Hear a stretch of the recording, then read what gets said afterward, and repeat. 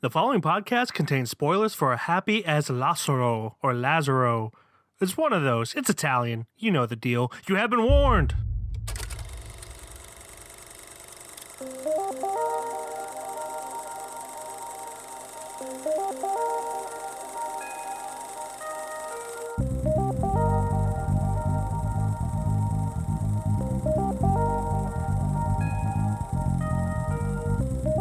What's up, everybody, and welcome back to another episode of KFR News Radio. This is your host, Glinjman Button, along with your host, Miguel Me Gusto. Hi, Papi. Hey, papillo. How you doing? Gusto. Gusto? Well, Miguel Me Gusto. Et tu Gusto? Glenja Gusto? My Spanish name was Davidissimo. Because for some reason they didn't have Glenn. Davidissimo. Yeah, my German name was Fritz, and people were mad at me because someone else's German name was Fritz, and I apparently took it. Yeah, how dare they? But it was also my German name, so... Yeah, my name just sounds like somebody's trying to say my name, but also has corona. Glenn! Glenn! Glenn! Glenn! Yeah, my name... Anyway. So, how you been this week? Watch anything good? Not really at all. I watched one movie, and I actually just finished it before we started this podcast. One movie other than our assignment. Happy as Lazzaro. Happy as Lazzaro. Lazzaro. Why can't I? I'm just so stupid. What's funny is I just watched the movie, and I was like, oh, it's not Lazzaro. It's Lazzaro. I think. I'm just a stupid American that can't pronounce things without an American accent. It's all right. You get to redeem yourself trying to read off their actual names in the credits. So what was the other movie you watched? The Rover. Starring Guy Pearce and Robert Pattinson. Robert Pattinson. That is a good... I've seen it once. I remember it being really good. I really enjoyed it. Oh, yeah. It was really good. I don't know what it is about, like, post-apocalyptic Australia, but, you know, it makes some good films. Definitely. More than any others. They have, like, this incredible shot, too. One of my favorite things in film is when, like... I feel like some movies use it too much, but sometimes when, like, they just show, like, someone just chilling in a house or walking... And like every day, and then just something crazy happens behind them. Like in this, like a Jeep flips over and in the window behind them. It's crazy. It's a great shot. But yeah.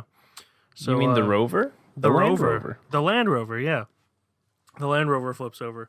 But you know, the past few weeks I haven't been watching too many movies. I think I averaged like 2 a week. Yeah, it was really weird. I was up stepping you a little while. You were. So with that in mind, guess how many movies I watched this past week? Yeah, I totally didn't look or anything. But I thought I saw roughly around 5, but you probably saw more.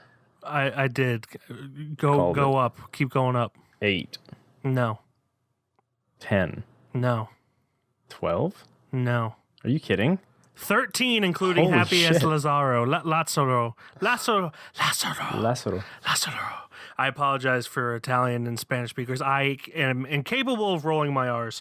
But yes, I watched 13 movies, including our assignment for this week. Holy shit. Honestly, I didn't really. It's pretty... That's bold. That is... All that smoking, man. Really, when you smoke meats, because I've been smoking meats, when you smoke meats, you got nothing else to do during those 12 hours that it's smoking. Also, the last thing you made looks so damn good. The ribs, they were really good. I'm going to make them again this weekend. So I'm looking forward to it. Stupid Corona. Well, once this is all over, I'll make you some ribs. Yes. But this week, I'm going to try to go through these as fast as possible. Mm-hmm.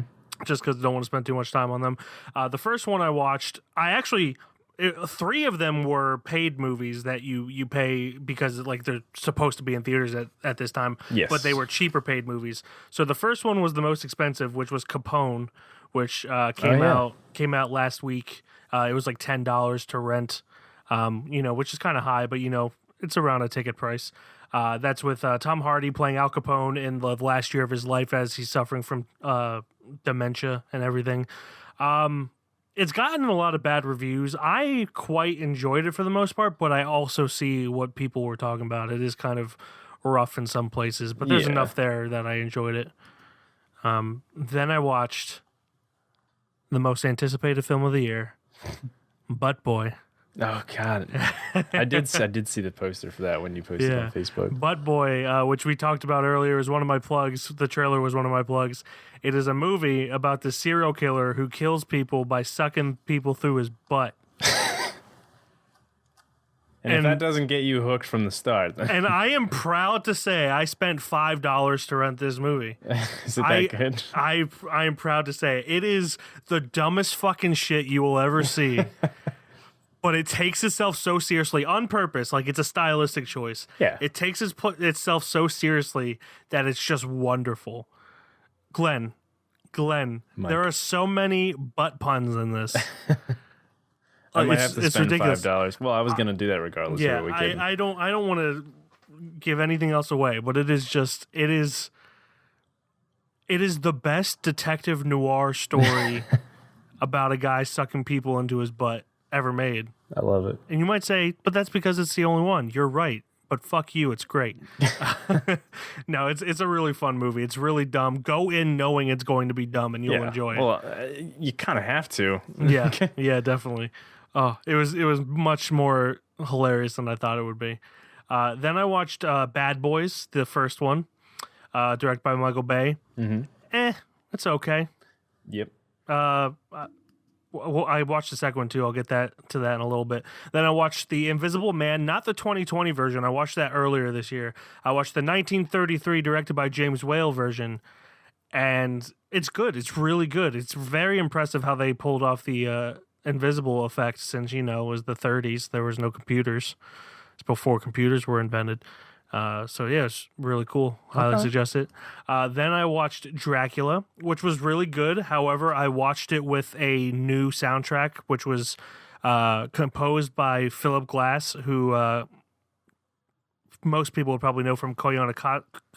I forget it is. It's like it's an industrial documentary where it's just like a bunch of operatic music over time lapses of industry places. Yeah.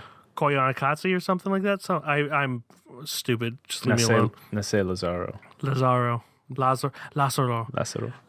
But honestly, I think the soundtrack that Philip Glass wrote enhanced this because it made it really eerie and beautiful, and I really enjoyed it.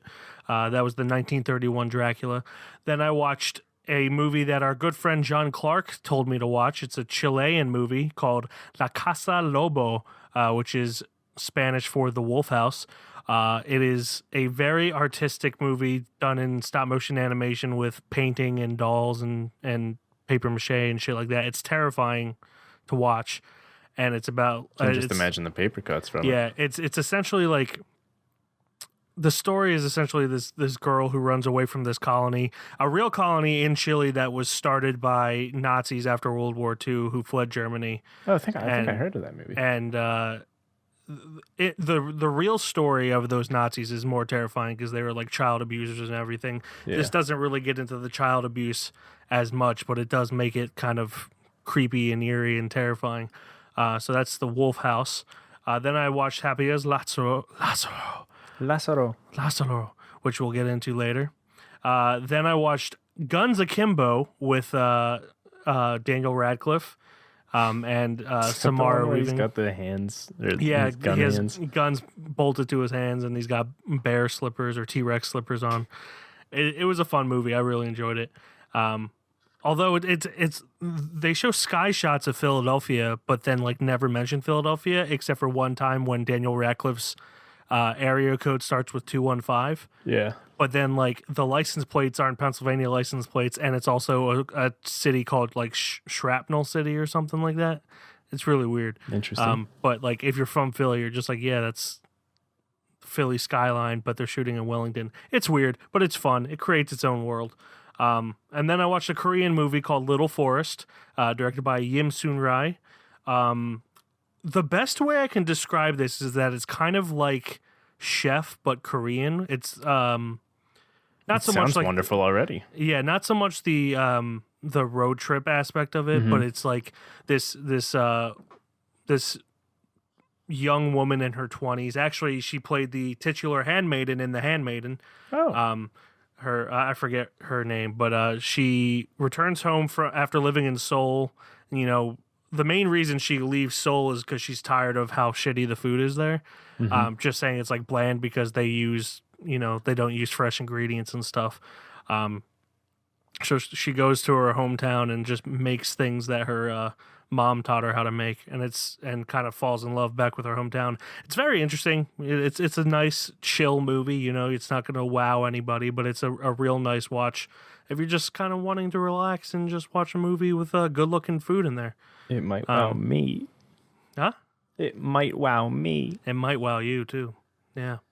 Then I watched Bad Boys 2, which is better than the first one. Going on a little Michael Bay binge there. I just wanted to get them out of the way, honestly. Yeah. I watched them while working, so like I knew I wasn't going to pay much attention to them. Yeah. Bad Boys 2 is definitely better than Bad Boys 1, but it's still not my thing, but I do get the appeal of it. Then I watched Tootsie, the Dustin Hoffman movie where he becomes the hottest new soap actress. Yeah, it's like one of the classics directed by Sidney Pollack. It's interesting. I don't think it's as good as, people hold it to in that regard, but it's definitely a good movie. It's it's essentially the entire movie is Dustin Hoffman telling people that women have it hard but like telling women they have it hard. It's weird because like women know they have it hard. Why do you need to tell them that they have it hard? So he's just repeating it. So like I think it's well intentioned, but not done at least by 2020 standards in a good way. And then I watched Hotel Artemis, which was fun. I really enjoyed it. It's got some John Wick vibes in there because it's like the hotel. Is that with Dave Bautista and all them? Dave Bautista, Jodie Foster, Jeff Goldblum's in there, Zachary Quinto, Charlie Day. It did have quite a cast. Yeah, Sterling K. Brown. It's got a whole bunch of people in there. It's a fun movie. I really enjoyed it. And then I just finished watching The Descent, which I enjoyed for the most part. I think people hold it in a higher regard. But I also say that knowing I'm not as big of a horror movie buff as some people. I think as far as a horror movie, I mean, it's kind of up there. But it's definitely up there, but it still had too many jump scares for my liking. But Mike, there's a second one. There's a second Descent? I'm pretty sure. There shouldn't be. with the same actress, I'm pretty sure. Oh man. Yeah, I'm probably never gonna watch that one. But and I don't know, unless I'm mistaken, I'm pretty sure there's two Descents. There is definitely a second and a third one. I just don't know, Holy shit, are there four?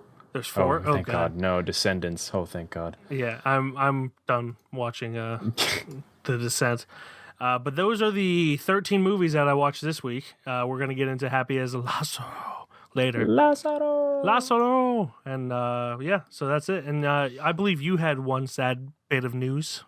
Yeah, we're going on a string of just... This might as well just be like the obituaries here at this point. KFR Death Watch! Yeah. Sadly, we have another death in Hollywood. Fred Willard passed away. Yeah. And I mean, it's not really good news, but the good news is most of the people we've talked about so far have just been like old age, really. Like they've lived a good life. And this man has had quite a career, known for a lot of things. Best in the Show, Mighty Wind, Anchorman, Harold and Kumar. He was... Oh my God, if you even just scroll through his IMDb, he's been in so much. Funny or Die, Drunken History, and just random things. He was kind of just in everything. He dabbled a lot. Yeah. So he's another man who's going to be missed. Yeah. Supremely dear. Comedy has had a rough week or so. It really has. So I guess with that downer of news, let's get into the super uplifting movie that is Happy as Lazzaro. Did I say it right? Dude, I don't even know at this point. I legitimately cannot roll my R's. I have tried so many times. I did it once in 2013 on accident and could never do it ever again. So, Happy as Lazzaro. I'm going to say it that way and I apologize ahead of time. I know that's not the correct way of pronouncing it, but it's the only way I can. I'll just do it for you after every time you say Lazzaro. Happy as Lazzaro.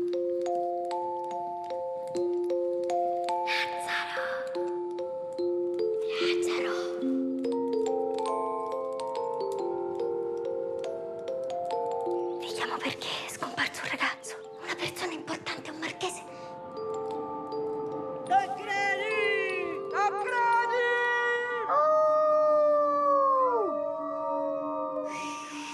Lui è Marchese Tancredi de Luna.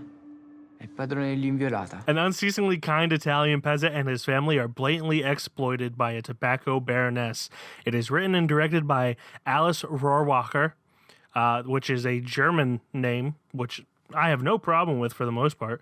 It is starring Adriano Tardiolo, Agnesa Graziani, Alba Rohrwacher, Luca Ciccovanni, Sergei Lopez, and just a whole bunch of others who most of us would probably not know, me included, because it's a pretty small independent movie from Italy, from what I understand. Yeah. But yeah, the main reason I picked this is because one of my friends at work recommended it to me, and it didn't star Steven Seagal or was not directed by John Woo. It just wasn't an 80s movie. An 80s and 90s action movie. So I was excited to watch it. And right off the bat, I'm just going to say, I don't want to say I didn't like it in the first half, but the first half was definitely kind of slow moving. Yeah. And I was just kind of like... The transition into the halves was what I liked about it. Oh, absolutely. Because there is a set point where it becomes a completely different movie. Yeah. And it has an event that feels like it's going to start a completely different movie. Lazzaro falls off a cliff at the halfway point and then wakes up, and it's like 10, 15 years later. And it's just... It's a really interesting film from that standpoint. Like, it's not what I expected at all. I expected it to just be the story of like they said, like a peasant and his family being blatantly exploited. And that's definitely what it is. But then it also shows the aftermath after they were, more, for the lack of a better word, saved from being exploited. Yeah. So this tobacco baroness is essentially, for anyone who hasn't watched it but still listening, the tobacco baroness essentially told them these people were sharecroppers, and she didn't tell them when sharecropping became outlawed. So then they just kept being sharecroppers, which, if you're not familiar with sharecropping, it's like a institutionalization of slavery, really, without it really being slavery. Because if you have a baroness or baron who's watching over you, who is kind of nice, they will give you money, but this one was not. Yeah, they were not paying their people at all. Yeah. They kept saying they kept racking up debts and everything. So it's essentially just like, I don't want to say modern slavery because slavery still exists in the world, but like for countries like Italy and America, this would be modern slavery because it's not slavery, but it is slavery at the same time. Yes. But I just got so mad so quickly with how people treated Lazzaro, because he was just such a small innocent boy. He was a small and strong innocent boy who was just, he was a monster. He never questioned when people asked him to do anything. He never like fought back or anything. He always just helped out, and people just took so much advantage of him, which is partially his fault, but at the same time they don't blatantly say it, but he obviously doesn't have the mental capacity to know when he's being exploited. Yeah.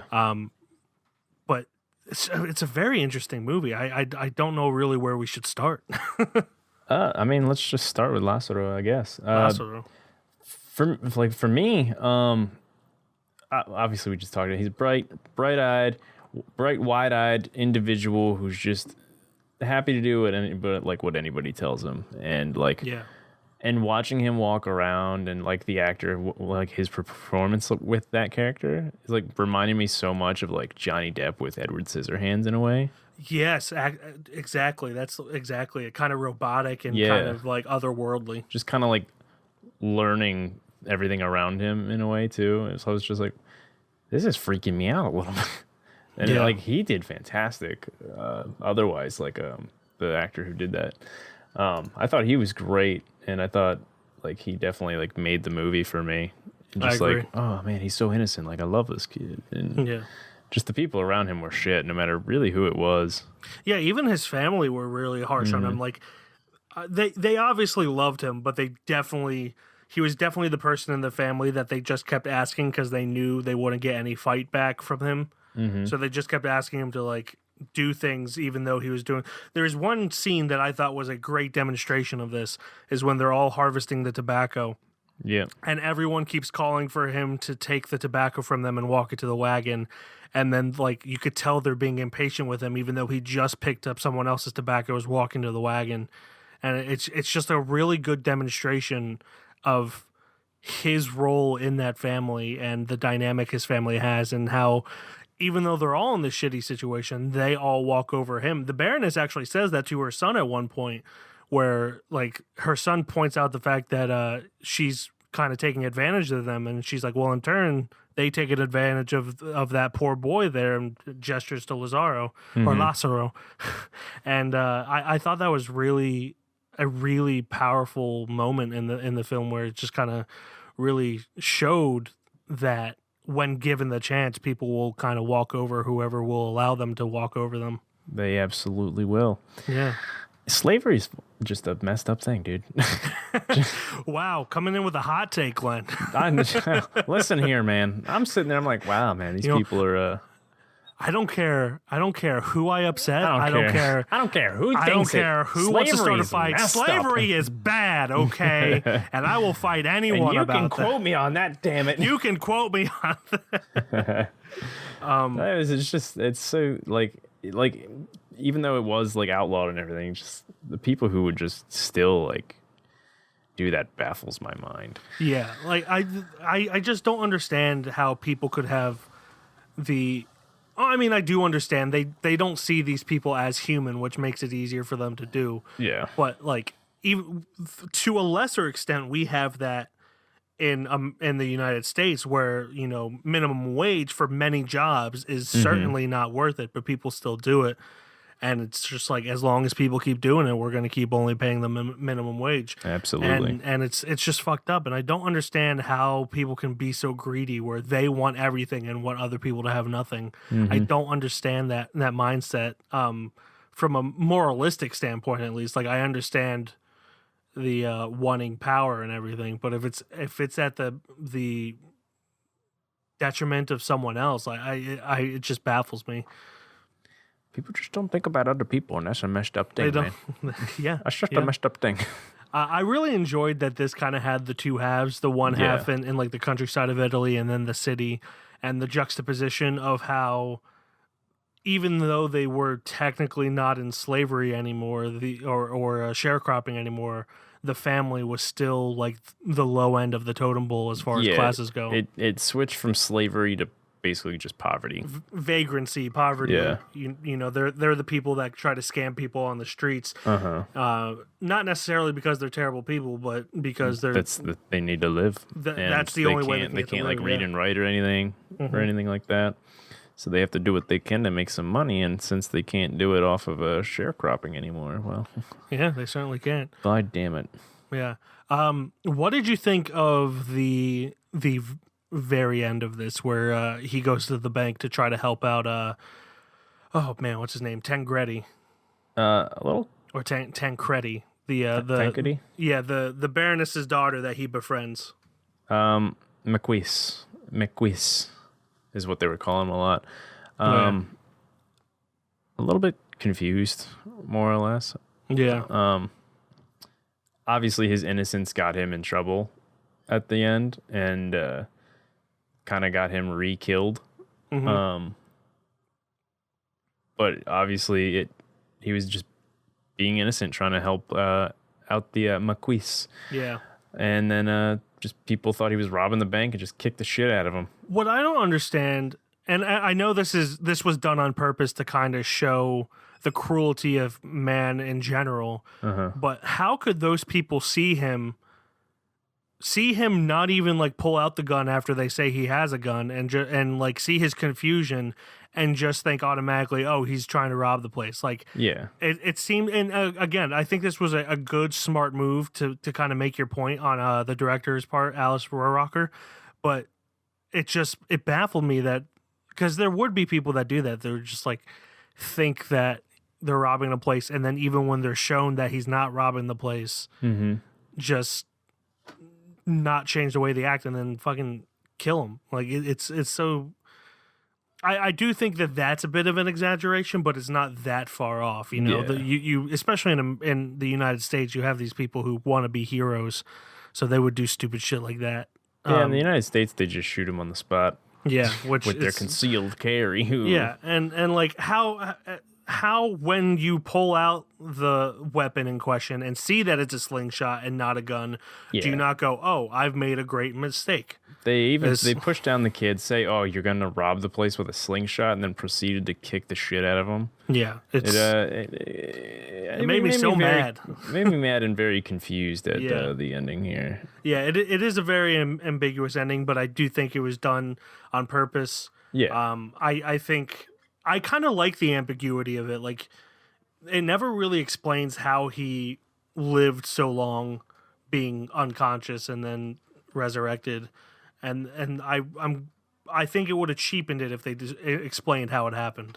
I kind of wish that the transition in the middle, when they were telling the story that how he fell off the like when he fell off the cliff, they were telling that tale About the wolf. Yeah, I wish they kind of did that in the beginning and then like revisited it, like Yeah. about the wolf thing, instead of like just doing the tale over what just happened. Yeah, I agree. I think it would have been much more impactful if they did that at the beginning and then at the end when the wolf leaves him. Yeah, I think it would have been but I mean, kind of driven regardless, home. I kind of like the transition into the 15 years. I think it would have been cooler if he just was a ghost. I don't know what actually was happening there, but Yeah, definitely. Which again, I like. I but, expected like, him to turn out to be the reincarnation of Jesus at a certain point. This movie Yeah. made you think about some things Yeah, definitely. on where it was going. It definitely. I can't remember any specifics, but I definitely remember thinking that they had imagery, kind of comparing him to the image of Jesus. You know. Yeah. I don't remember it, but I remember thinking, oh yeah, that's kind of like showing that he's kind of Christ-like. The one thing that I thought was really cool, that kind of showed the more paranormal aspect of it, is when they try to go to the church just to listen to the music, and the nuns kick them out, Yeah. and then the music follows them. I thought that was really powerful, a really powerful scene, which kind of blended well into the final scene where he goes to try to get Tancredi's stuff back from the bank. But it's definitely a thinker of a movie. Yeah. I mean, if you didn't read the synopsis or know what this movie's about for sure, then you'd just be like, I really don't know what's going to happen next. Yeah. And like you read the synopsis to me and all that last week, but I just went into this movie. I'm like, yeah. And then it got to the halfway point, and then he fell off the cliff. I'm like, well, how is he going to be happy after that? And then he woke up. I'm like, okay, now he's. Yeah. That's weird, but okay, we're going. But I that scene where he falls off the cliff though, like seeing as many movies as I did, which was 13 in the last week, and then more so, it's hard to really shock me in a movie. But when he fell off the cliff, I was not expecting that at all. I was like, what? Yeah, well, I was like, what? Like, wait, No, huh? no. You innocent man. I texted Rachel, who recommended this movie for me, and I was just like, I would die for Lazzaro. Why did he fall off a cliff? Oh, you got it, Lazzaro. Lazzaro. Yeah, I mean, I really enjoyed this movie. Like, even though I did question like what the hell was happening at certain points, like the whole thing, I just enjoyed it. Just his innocence, the people around him, the way they were just either being dicks or just like entertaining his innocence and stuff like that. I thought it was a good movie. Yeah, and I would rather have a good movie that is a little ambiguous than a mediocre movie that explains everything in detail. Yeah. Like, you know, sometimes it's good to have questions at the end. It opens things up for discussion. I mean, hell, Inception's still being talked about that. Inception ending. is Come still on, being look, guys. Even though they have told us what the ending is, people are still talking about it. They're like, no, that's not right. No, it can't be because it wasn't on his finger when they flipped the coins in the exact same positions. What? I don't care what Christopher Nolan says. He's wrong about his own movie. But that's all I got to say about Happy as Lazzaro. The one thing I did see, I think Martin Scorsese was a producer on this. That wouldn't surprise me. Because I saw his name in the credits. I was like, whoa. It definitely was in the credits, even though it's not. Oh, yeah, right there. There it is. Executive Yeah, producer. So he probably helped bring it over to the U.S. And stuff like that. So that's really cool. Yeah, I remember having seen that too, and it's on IMDb as well. So yeah, Martin Scorsese, executive producer of this movie. So it's got the Scorsese stamp of approval. Gli esseri umani sono come bestie, animali. Liberarli vuol dire renderli consci della propria condizione di schiavitù.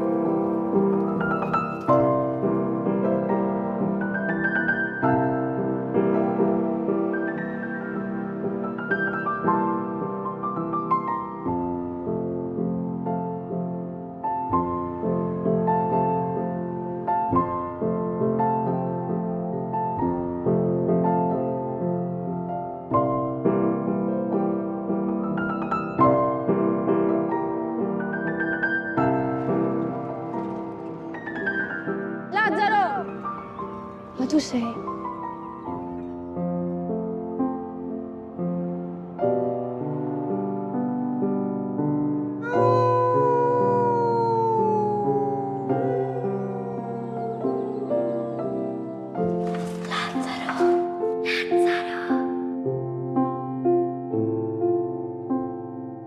With that being all said, we come to the judgment. Does this become a little boy blue shelf boy on the shelf? And because it was your I'm all week, it blue. is your decision. It is my decision to start. Like we said already, it's a really good movie. It is a little bit of a slow burn at the beginning, and then once it gets going, it becomes more enticing. That's not to say that it's bad in the beginning. It's just different. It's a different film. It becomes more interesting at that halfway point that we discussed. But I really enjoyed it. I really enjoyed the ambiguity of it. I think it opens a lot for discussion. For people to have their own interpretations of what exactly happened. And if the questions are never answered, I think that's preferable. So I think this is a shelf boy. I'm going to say yes, puts on the shelf boy. Oh, man, at least we both are thinking the same thing. That it needs to be a freaking shelf boy. A shelf boy. Holy Lazzaro, I am so happy. Happy as Lazzaro becomes a little shelf boy and joins the likes of Go ahead, Apostle, sing because the I always two have to movies. say it.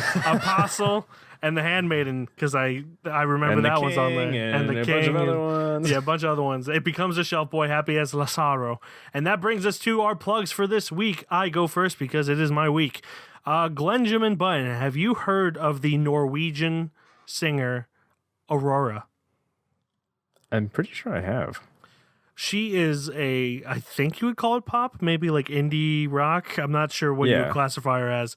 But I was recently introduced to her. I'm not a huge fan of the majority of her music. Like it's all really good. It's just not my thing.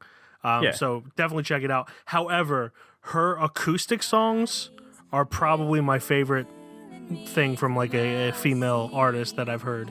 And NPR has those Tiny Desk concerts, and she plays 3 songs acoustically at the Tiny Desk concerts, and it is so good. It gives me chills. She plays the songs Runaway, Murder Song, 5, 4, 3, 2, 1, and Running with the Wolves.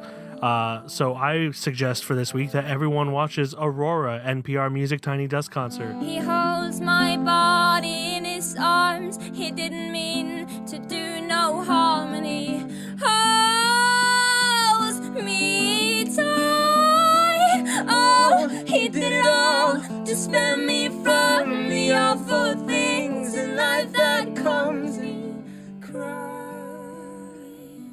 and cries.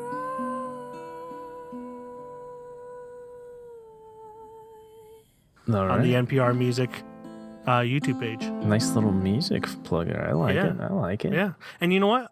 I'm glad that I'm plugging something that, like, the rest of her stuff I'm not a huge fan of, but I love her acoustic Yeah. stuff. You can like some things from some people, but not everything.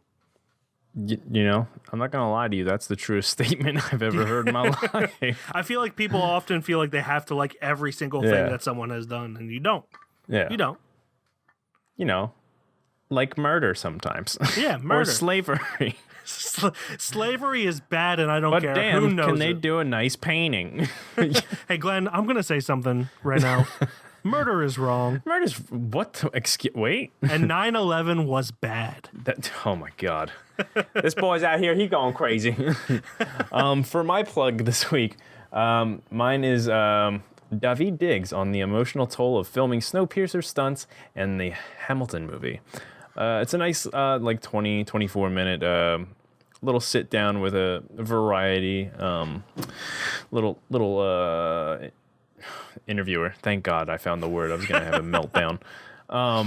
Just talking about a little bit of his career lately and what he's been doing and working on and stuff like that. Cool. And I think it was a good interview, personally. Yeah, and that's, to me, always been the interesting part of the show, is it really is about class in relation to limited resource, which is actually all class has ever been in relation to, but the show, by making class really obvious in this straight line, allows you to focus a little more on the limited resource part, at least me.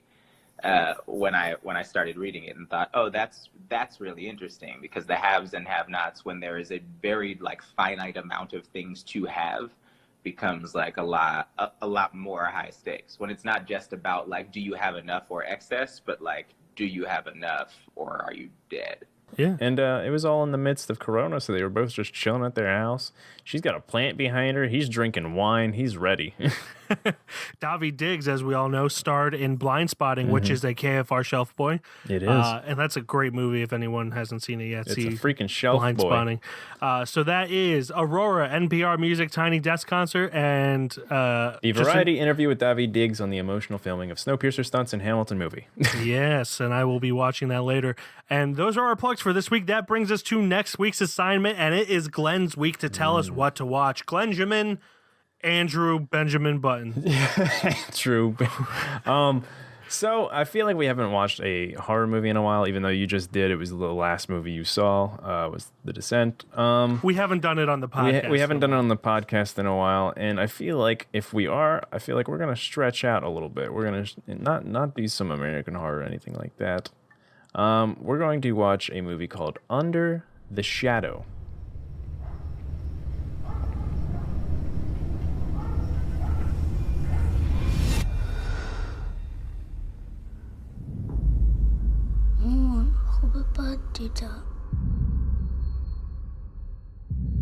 خانه اعزام کنن ایلام اینجا که درست وسط جنگه خودتو بری من میترسم نداره عزیزم تو تا چشم به هم میزنی من برگشتم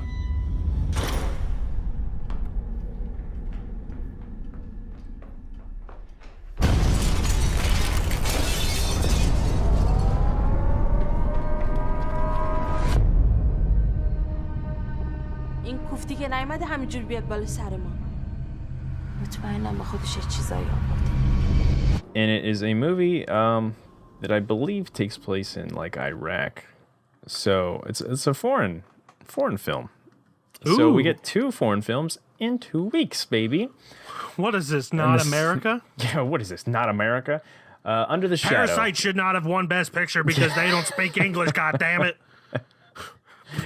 These colors don't run, damn it. What do I want to read a movie? Get the hell out of here. Under the Shadow. How can it be good if they don't speak American? I am kidding for anyone that hears this. I hear Peanut running around scared Peanut for a is laugh running. of all the American. She doesn't like American extremists, so. Third time's the charm. Under the Shadow, as a mother and daughter struggle to cope with the terrors of a post-revolution, war-torn Tehran in the 1980s, mysterious evil begins to haunt their home. Tehran is in Iran, so it's Iranian, not Iraq. So you fuck me, stupid American idiot. Iran and Iraq. Thank you. It says that in the storyline. Post-revolution, Iran and Iraq. Boom. Oh, okay. Yeah, I'm the stupid American idiot. Stupid American idiot. Directed by Babak Anvari, written by the same person. Stars Nagis Rashadi, Aveen Manshadi, and Bobby Naderi. Cool. There's probably a couple more people in there, but we don't want to butcher names here. Can I just point out, anytime we do a foreign movie, you only read 3 names. If we do an American movie, you read at least 4 or 5. Yeah, that's because I can pronounce them. I don't want to ruin people's lives by saying that. He just pronounced. I'm gonna spell it. You know what? If he's in a movie, I'm gonna say Glenn Warren. All right, so Under the Shadow, where are we watching that again? That was on Netflix. Let me see real quick if it was on any other outlets, just for anybody who, for some reason, doesn't have the ability. Yeah, so mainly on Netflix. Everything else is rented. So cool. Yeah, so if you don't have Netflix, you can always pay. It's probably around $4 or $5 to watch it. $5 roughly. That's the case with most movies too. We try to make it that it's at least Amazon and Netflix, so people don't have to pay. But you gotta do what you gotta do. Heard that. So this really fell off the rails, but our next week's assignment is Under the Shadow on Netflix. As always, you can follow us on our website. Oh my gosh, www.keystonefilmreview.com. On Instagram, we are Keystone_film_review. Twitter, Keystone_film. On Facebook, we are Keystone Film Review. And on Letterboxd, I'm Mike KFR. And I am Glenn KFR. And that will do it until next week when we go to Iran and possibly Iraq. That remains to be seen. We will find out. In the shadows or under them, technically. Under the shadow. Wink, wink. Goodbye, everybody. See ya.